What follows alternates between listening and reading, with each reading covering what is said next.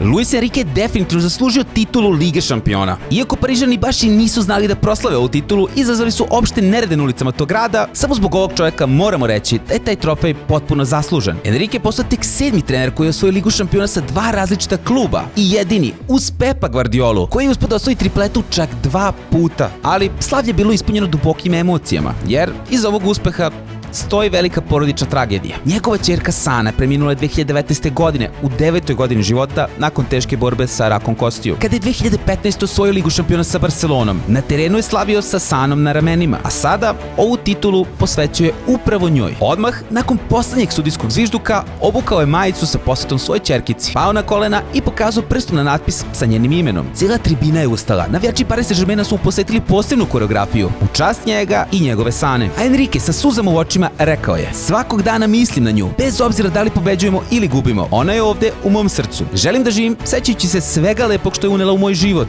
I uvijek je govorio isto: smatram sebe srećnim. Moja ćerka je došla i donela nam 9 prelepih godina. Imamo hiljade uspomena, snimaka, sećanja. I svaki dan pričamo o njoj. Smejemo se, pamtimo je. Za nas, ona je i dalje ovde. Možda baš zbog toga ova titula Lige šampiona ima još veću težinu. I zato Luis Enrique je zaslužio ovu titulu.